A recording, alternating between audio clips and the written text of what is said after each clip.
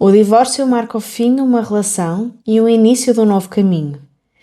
Entre a dor da perda e a vontade de recomeçar, há o tempo de reconstrução do corpo, da mente, da identidade. Neste episódio de Pensar com o Coração, vamos perceber que superar o divórcio não é esquecer o passado, mas sim reencontrar-se no presente.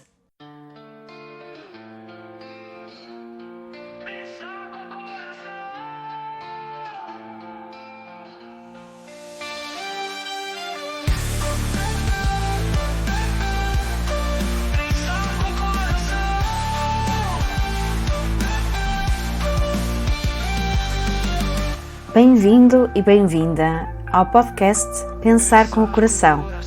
O meu nome é Lili Andrade, eu sou psicóloga clínica e estarei consigo neste podcast para descomplicar a psicologia, explorarmos as profundezas da mente, descobrirmos novas perspectivas e cultivar o bem-estar. Vamos a isso?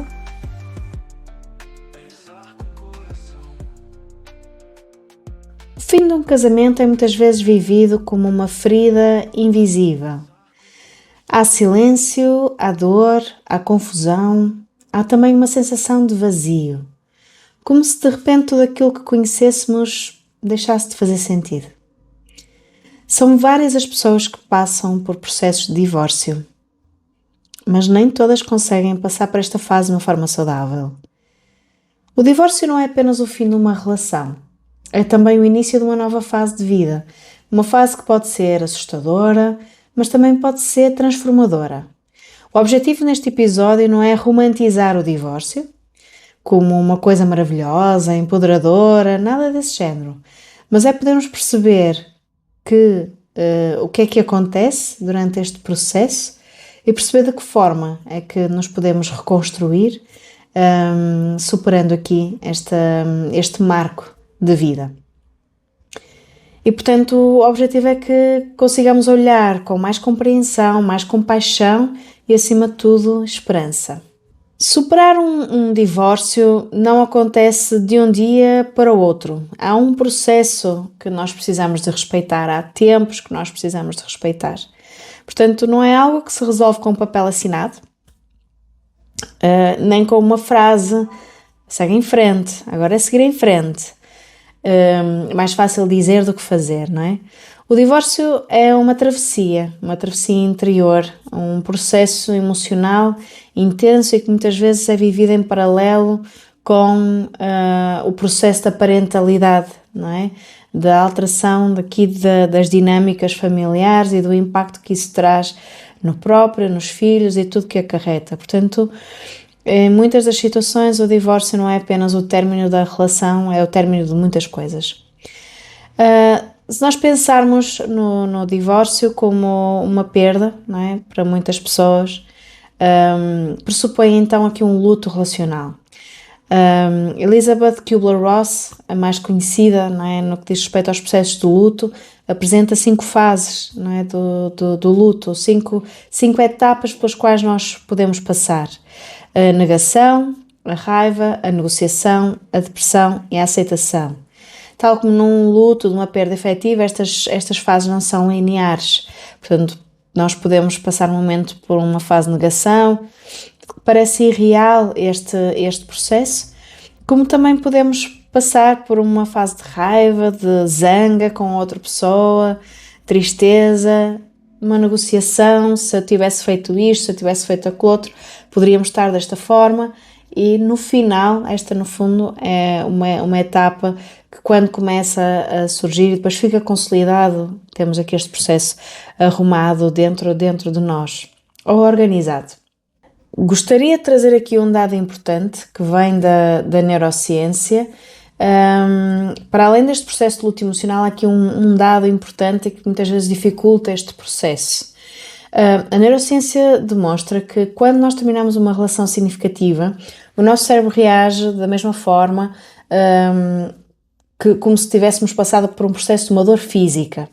Aliás, estudos recentes vêm mostrar até que uma perda, não é, de uma pessoa pode causar aqui portanto, a perda de uma relação, não é uma perda efetiva, pode causar aqui um risco acrescido do problema cardíaco, podem cortar a vida do cônjuge, não é, que ficou vivo.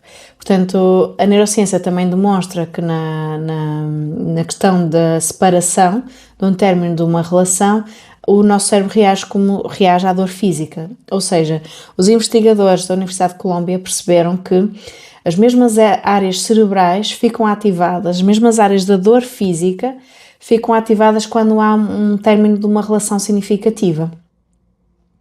Ou seja, a dor sentida é biologicamente real, não é só uma dor emocional. Para além disso, o nosso cérebro, quando os relacionamentos são longos, ele cria redes neuronais associadas à pessoa amada. E quando essa relação termina, significa que essas redes neuronais precisam de ser transformadas e isso leva tempo.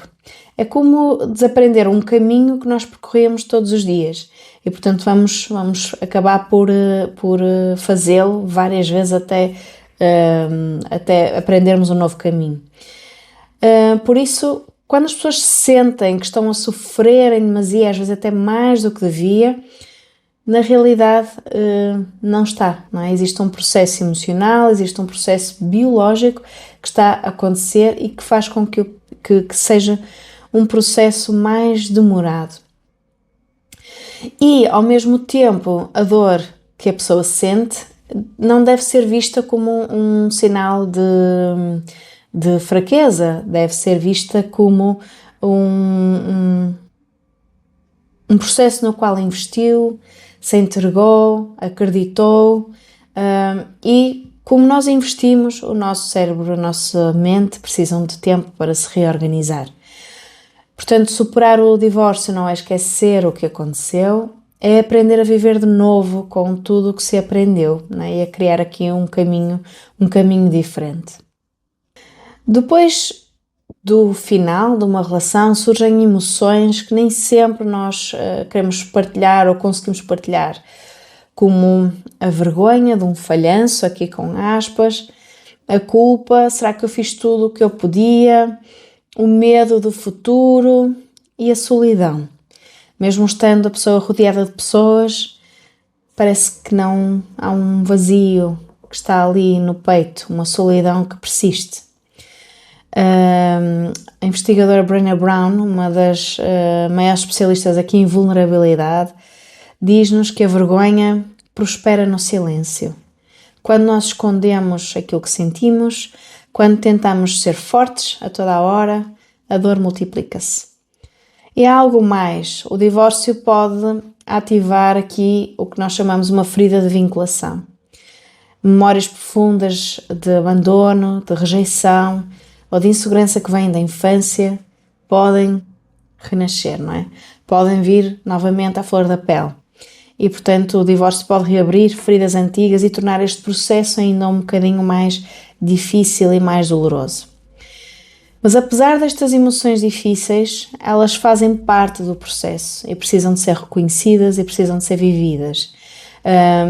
Aqui a questão é que se tenta escondê-las, não é? Para que dessa forma, ao esconder ou evitar, possa nos dar aqui a sensação de uma superação mais rápida. Mas aqui o importante é o convite que deixo aqui é dar nome a esta dor. Porque quando nós damos nome, nós deixamos de ser dominados pela dor. Portanto, dizer algo do género, eu sinto-me perdida, sinto-me zangada, sinto falta de quem eu era, é na realidade um ato de coragem e assim começa o caminho de volta a si próprio, a si própria. Lembre-se sempre, se estiver a ser demasiado doloroso, não está sozinho e pode procurar ajuda profissional. Já vimos aqui que o divórcio afeta, não é, aqui a nível emocional, biologicamente a dor sentida é real e, portanto, afeta o nosso corpo inteiro também. Investigadores da Universidade de Arizona, nos Estados Unidos, descobriram que pessoas que passam por processos de divórcio apresentam mais níveis elevados de cortisol, que é a hormona do stress, durante meses após a separação. Este stress, se for crónico, pode vir a enfraquecer o sistema imunitário, aumentar o risco de doenças cardiovasculares e até afetar a qualidade do sono. Um outro estudo, publicado na revista Psychosomatic Medicine, mostrou que pessoas divorciadas têm uma maior propensão para inflamações crónicas no corpo e que depois está ligado a outras doenças como a diabetes, artrite ou até a depressão. A boa notícia é que estes efeitos podem ser revertidos, ou seja, com isto o que é que quer transmitir? Não é alarmar as pessoas, é lembrar-nos que este é um marco de vida que tem um impacto biopsicossocial, vamos colocar assim. Portanto, em todas as frentes, no nosso corpo, na nossa mente, na forma como nós nos relacionamos no trabalho, com amigos, com família. Portanto, tem um impacto a vários níveis. Portanto, ter isto presente é fundamental para quando estamos, não é, envolvidos num processo de divórcio que é ativador, muitas feridas podem vir à tona. É importante que nós encontremos algum espaço para cuidarmos de nós neste processo. E práticas como a meditação, o exercício físico, cuidarmos do nosso sono, são realmente fundamentais neste processo. O melhor que nós conseguirmos. Mas temos aqui este espaço de autocuidado. Vai fazer toda a diferença. Portanto, o autocuidado não é um luxo, ok? É realmente uma necessidade que vai fazer a diferença para gerirmos vários processos na nossa vida. Durante um casamento, muitas vezes nós construímos uma identidade a dois. Falamos no nós. Decidimos em conjunto, sonhamos em conjunto. Mas e quando o casamento termina? Pode parecer que perdemos o chão, como se a nossa identidade tivesse ficado para trás. Esther Perel, uma especialista em relacionamentos, explica que nos relacionamentos longos nós criamos aquilo a que se chama uma identidade relacional. Uma versão do nós, não é? Nós próprios, que existe em função do outro. E quando o outro sai da nossa dinâmica relacional, essa identidade também se desmorona. E é também um momento importante para voltarmos a reencontrar o nosso eu, de volta ao eu. Quem é que eu sou? Não sendo esposa, companheira, marido, companheiro. O que é que me faz bem? O que é que eu gosto? O que é que me apaixona? O que é que eu quero trazer para esta nova etapa da minha vida? Pessoas que investem, após o divórcio, a redescobrir-se através de novos hobbies, aprendizagens, viagens ou até processos terapêuticos, relatam uma maior satisfação com a vida até 2 anos depois do término da relação. Portanto, o processo de divórcio aconteceu, precisamos de criar espaço para o aceitar e ao mesmo tempo talvez pode ser também aqui uma oportunidade de perceber que há partes que começam a emergir e que estavam adormecidas. Se calhar gostos que ficaram de lado, sonhos que ficaram por cumprir e portanto talvez possa ser uma boa altura para olhar para aquilo que ficou em stand-by. Portanto, o divórcio pode sim ser o ponto final de uma história, mas pode ser o primeiro parágrafo de outra. Portanto, uma história que é escrita com mais consciência, com mais verdade, mais amor próprio, mais autocuidado. Acolhendo também as aprendizagens desta história, não é? E reencontrar-se é muitas vezes redescobrir o corpo através do movimento, da respiração, do contacto com o presente, só da observação. É a pessoa permitir-se criar rotinas novas, dar espaço a outras pessoas, abrir janelas onde antes só encontrava portas fechadas e lembrar-te de uma coisa importante. Não é necessário ter todas as respostas agora, não é necessário ter tudo resolvido agora. É apenas permitir-se abrir-se para este processo, considerando aquilo que falamos já anteriormente, não é? Existe um processo de luto, existe aqui um processo de aceitação que precisa de acontecer, de criar espaço para este autocuidado, para depois poder olhar também para estas janelas que se podem abrir. E cada pequeno passo neste processo conta. Um dos passos importantes nesta fase também é aprendermos a colocar limites. Limites consigo própria, limites com o ex-companheiro ou ex-companheira, com familiares e amigos. Os limites ajudam aqui a protegermos-nos, não é? E não a ficarmos demasiado vulneráveis, mas também o excesso de limites também nos isola, não é? E nos limita em demasia. Os limites saudáveis são a base de qualquer relação, incluindo na relação que tem consigo próprio. E, portanto, pode começar por definir como quer comunicar. Portanto, se há filhos que estão envolvidos, que conversas ainda faz sentido ter? O que é que já não faz sentido? O que é que deve evitar? É importante evitar revisitar o passado em busca de respostas que talvez não cheguem. Permitir-se retirar as aprendizagens deste passado para depois conseguir olhar em frente. E se existe necessidade de estar sempre a revisitar esse passado por parte da outra pessoa, por exemplo, é fundamental colocar esse limite. Se a outra pessoa precisa de alguma resposta que possa dar, então dê essa resposta. Se não for uma coisa viável, algo apenas construído, talvez seja importante colocar essa conversa de lado. Estes limites também vão para os limites digitais.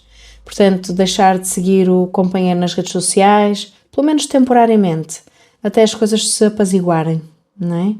Às vezes pode se tornar quase obsessivo, não é? Agora colocou aquele story, olha com quem está, não fazia isto comigo e agora já está a fazer. Portanto, a exposição à vida do outro atrasa o processo de apaziguamento. Também existe uma crença de que as pessoas têm que ser amigos. E, sobretudo, isto acontece quando há filhos envolvidos. É possível as pessoas serem amigas, manterem-se amigas logo após o divórcio, mas depende de muitas coisas e muitas vezes não é possível e temos que aceitar isso. Porque vai nos ferir e vai nos atrasar o nosso processo de apaziguamento, reconstrução e de seguir em frente. E muitas vezes é um contributo para que as pessoas fiquem ainda mais zangadas nestes processos de divórcio. Então, existe, não é? Novamente aqui também veiculado pelas redes sociais, não é? São pessoas resolvidas, conseguem então separar as coisas e ser cordiais e tudo mais.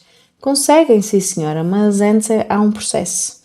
E portanto isso não é simples. E então se o divórcio não foi por mútuo acordo, se foi alguém, não é, na relação que já não fazia sentido o casamento ou a relação ou a separação e quis terminar, mas a outra pessoa noutros sentimentos e não quer, não é? Vai ser muito doloroso continuar a ver aquela pessoa, a falar de coisas normais do dia a dia e portanto a distância, um afastamento necessário.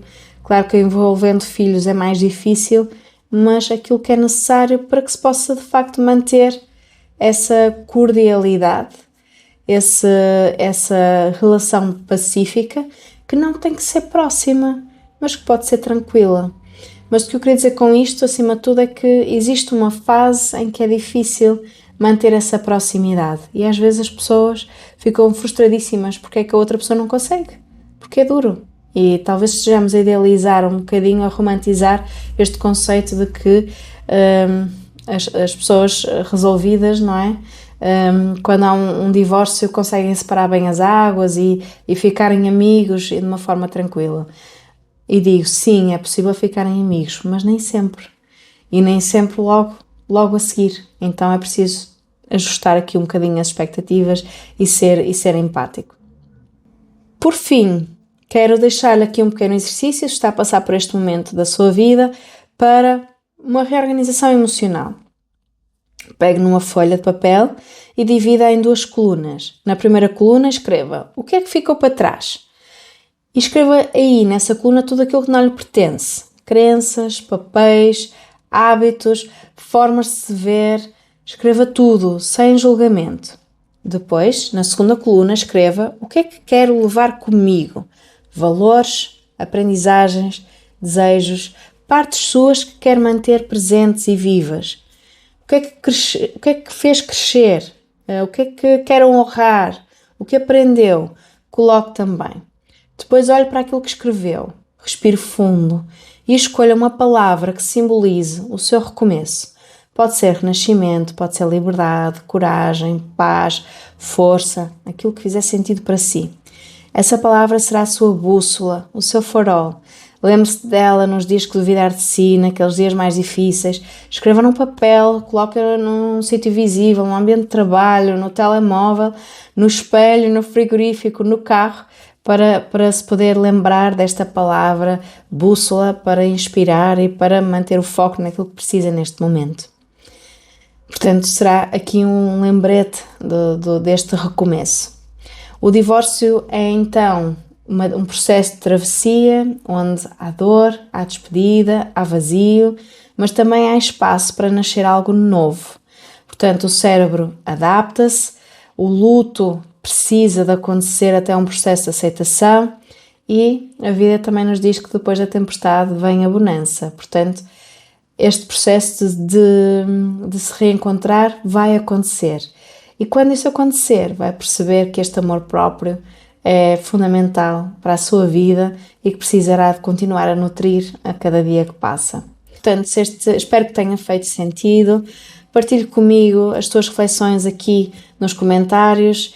Partilhe também este podcast com amigos e familiares para podermos então convidar as pessoas a refletir um bocadinho e a poder fazer mudanças nas suas vidas. Vemo-nos no próximo episódio e até lá, pense com o coração.